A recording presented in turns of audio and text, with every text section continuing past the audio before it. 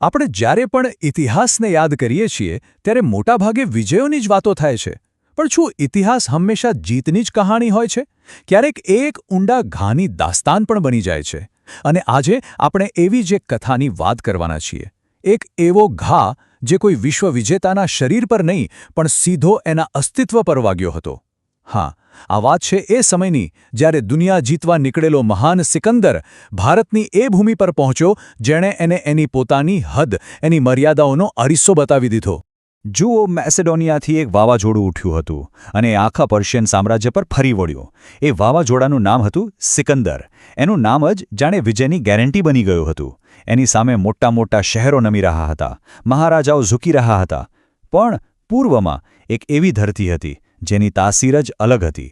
અહીંયા લડાઈ ખાલી બે સેનાઓ વચ્ચે નહોતી, અહીં તો લડાઈ હતી એક અતૂટ સંકલ્પની સામે. પણ એક ક્ષણ સુધી પહોંચવા માટે ચાલો થોડું પાછળ જઈએ. વાત કરીએ એ સિકંદરની. એક યુવાન રાજા જેની આંખોમાં આખી દુનિયા જીતવાનું સપનું હતું. એની સેના જાણે કોઈ રોકી ન શકાય એવી નદીના પ્રવાહની જેમ આગળ વધી રહી હતી. એવું લાગતું હતું કે એને કોઈ રોકી જ નહીં શકે. જુઓ, પહેલા ગ્રેનિક્સ નદીના કિનારે પર્શિયન સત્તાને પહેલો ઝટકો લાગ્યો. પછી તો ઇસ્સસના મેદાનમાં ખુદ શહેનશાહ ડેરિયસ ત્રીજાને ભાગવું પડ્યું. અને ટાયર, સમુદ્રની વચ્ચે વસેલું એવું શહેર જેને કોઈ જીતી નહોતું શકતું, એને પણ મહિનાઓ ઘેરી રાખ્યા પછી સિકંદરે ઝુકાવી દીધું. બસ દરેક જીત સાથે સિકંદરનો વિશ્વાસ પાક્કો થતો ગયો કે એ કોઈ સામાન્ય માણસ નથી, એ તો નસીબનો સિકંદર છે જેને ભાગ્ય જ પસંદ કર્યો છે. એની માનસિકતા કેવી હતી એનો અંદાજો આ વાત પરથી લગાવી શકાય. જ્યારે હારેલા ડેરિયસે સંધિ માટે સંદેશો મોકલ્યો ત્યારે સિકંદરનો જવાબ શું હતો ખબર છે? એણે કહ્યું, ભવિષ્યમાં જ્યારે પણ મારી સાથે વાત કરવી હોય તો સમગ્ર એશિયાના રાજા તરીકે સંબોધન કરજો. વિચાર કરો, એના માટે હવે આ યુદ્ધ નહોતો, આ તો નિયતિ હતી. એ પોતાની જાતને હવે મેસેડોનિયાનો રાજા નહીં પણ આખા એશિયાનો શાસક માનવા લાગ્યો હતો. એનો અહંકાર, એની મહત્વાકાંક્ષા જેટલો જ મોટો થઈ ગયો હતો. પર્શિયાને તો એણે જીતી લીધો. પછી સિકંદરની સેનાએ હિન્દુકુશના એ વિકટ પહાડો પાર કર્યા અને પગ મૂક્યો ભારતની ધરતી પર. અહીં સુધી તો એવું હતું કે સિકંદર જે બોલે એ જ કાયદો. પણ અહીં એક નદીના કિનારે પહેલીવાર એની સત્તાને પડકાર મળ્યો. અને આ પડકાર કોઈ દુશ્મન તરફથી નહોતો પણ એના પોતાના જ લોકો તરફથી હતો. વાત એમ હતી કે ઝેલમ નદી એટલે કે હાઇડેસ્પિસ, એના કિનારે રાજા પોરસ સાથે જે લડાઈ થઈ એ બહુ જ ભયંકર હતી. જીત તો મળી પણ એની બહુ મોટી કિંમત ચૂકવવી પડી. સૈનિકો વર્ષોથી લડી રહ્યા હતા, એમના શરીર અને મન બંને થાકીને લોથપોથ થઈ ગયા હતા. અને પછી એમને ખબર પડી કે આગળ તો ગંગાના મેદાનમાં નંદ સામ્રાજ્યની એવી સેના છે જેની કલ્પના પણ ન કરી શકાય. બસ એમની હિંમત તૂટી ગઈ. બ્યાસ નદીના કિનારે સિકંદરના સૈનિકોએ હથિયાર હેઠા મૂકી દીધા. એમણે કહ્યું, હવે અમે આગળ નહીં વધીએ. ઇતિહાસમાં પહેલીવાર એ વિશ્વ વિજેતાને પાછા ફરવું પડ્યું. પણ પાછા ફરવાનો રસ્તો પણ ક્યાં સહેલો હતો? હવે સિકંદરનો સામનો કોઈ મોટા રાજા કે સામ્રાજ્ય સાથે નહોતો. હવે એનો સામનો હતો એવા લોકો સાથે જેમના માટે એમની આઝાદી જ બધું હતી. આ હતા પંજાબના મલ્લીગણ રાજ્યો, સ્વાભિમાનના રક્ષકો. ફરક સમજવા જેવો છે. પર્શિયા એક બહુ મોટું શક્તિશાળી સામ્રાજ્ય હતું. ત્યાં એક રાજાનો હુકમ ચાલતો હતો. એની સામે આ મલ્લી લોકો નાના નાના ગણરાજ્યોમાં રહેતા હતા. એ લોકો કોઈ રાજા માટે નહોતા લડી રહ્યા. ના, એમની લડાઈ હતી પોતાની માટી માટે, પોતાના લોકો માટે, પોતાની જીવન જીવવાની રીત બચાવવા માટે. અહીંયા તો ઘરનો દરેક માણસ એક સૈનિક હતો.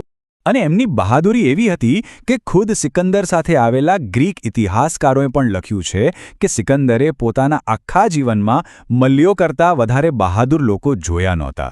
આ એવા લોકો હતા જે ઝૂકવા કરતાં મરવાનું પસંદ કરે. એમની હિંમત જોઈને તો અનુભવી ગ્રીક સૈનિકો પણ દંગ રહી ગયા હતા. અને બસ આ જ સંઘર્ષની વચ્ચે એ ઘડી આવી જેણે ઇતિહાસનો રૂખ બદલી નાખ્યો. એક એવી ક્ષણ જ્યારે સિકંદરની એ દેવતા જેવી છબી તૂટીને ચકનાચૂર થવાની હતી. થયું એવું કે પાછા ફરતી વખતે મોટાભાગના શહેરો તો સિકંદર સામે હથિયાર નાખી દેતા હતા. પણ મલ્લીઓનો એક કિલ્લો એણે ઝૂકવાની ના પાડી દીધી. શહેરના દરવાજા બંધ કરી દીધા. હવે આટલા મોટા વિજેતા માટે આ એક નાનકડો પ્રતિકાર એના અહંકાર પર ઘા જેવો હતો. એ ગુસ્સાથી લાલચોળ થઈ ગયો. એના ક્રોધનો કોઈ પાર ન રહ્યો.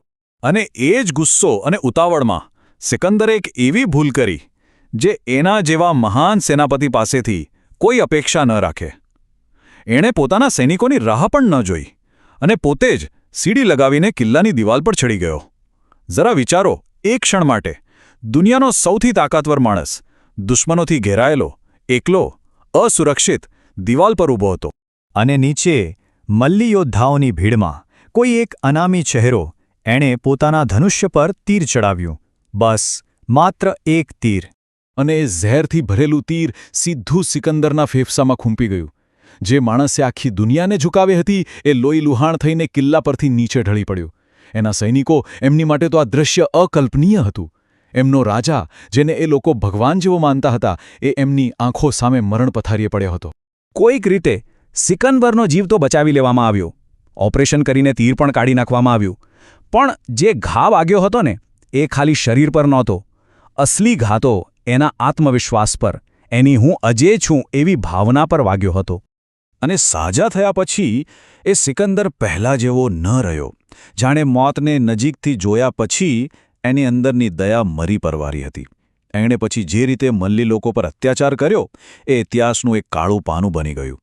આ કોઈ જીત નહોતી, આ તો એક ઘાયલ થયેલા અહંકારનો ગુસ્સો હતો, જેણે હજારો નિર્દોષ લોકોનો જીવ લઈ લીધો. કહેવાય છે કે સિકંદરે દુનિયા જીતી, પણ ભારતમાંથી એ કોઈ ખજાનો લઈને નહોતો ગયો. ના, અહીંથી એ પોતાની સાથે એક યાદ લઈને ગયો. એક તીરના ઘાની યાદ. એક એવો ઘા જે એને આખી જિંદગી યાદ અપાવતો રહ્યો કે ભલે તું ગમે તેટલો મહાન હોય, પણ અંતે તો તું એક માણસ જ છે, નશ્વર છે. અને એટલે જ સિકંદરની આ કથા આપણને એક બહુ ઊંડો સવાલ પૂછે છે કે આખરે વિજયનો સાચો મતલબ શું છે? શું વિજય એટલે કેવળ જમીનના ટુકડા પર કબજો કરી લેવો? કે પછી સાચી જીત એ લોકોની કહેવાય જેઓ પોતાની આઝાદી અને પોતાના સ્વાભિમાન માટે છેલ્લા શ્વાસ સુધી લડી જાય છે, ભલે પછી પરિણામ કંઈ પણ